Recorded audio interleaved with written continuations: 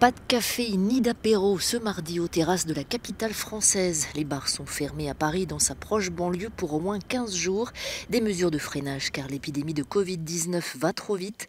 Les restaurants, eux, restent ouverts mais sont soumis à des règles sanitaires plus strictes. Après la parenthèse de l'été, ce nouveau tour de vie sanitaire en laisse plus d'un amer et découragé. Moi, personnellement, ça m'attriste énormément parce que ici, pour moi, c'est plus qu'un simple bar.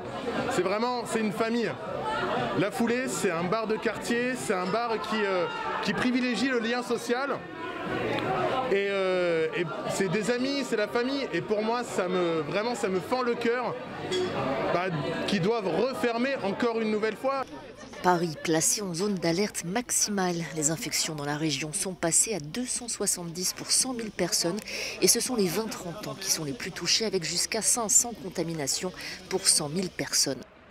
Plus de bouclage partiel en Espagne après Madrid. 3 autres villes, Léon, Palencia et Sant Andrés del Rabanedo, sont sous cloche pour au moins 15 jours afin de ralentir la progression de l'épidémie.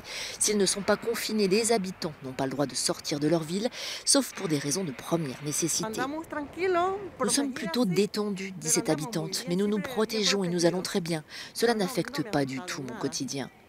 À ce jour, l'Espagne a enregistré plus de 800 000 cas de Covid-19, dont plus d'un quart dans la région de Madrid, ce qui représente également près d'un tiers des quelques 32 000 décès dans le pays.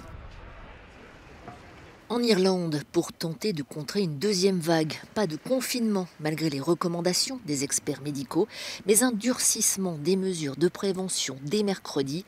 Les Irlandais ne devront pas quitter leur comté de résidence.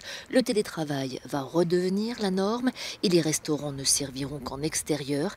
Les événements festifs en intérieur, eux, sont annulés et les services religieux doivent se tenir en ligne.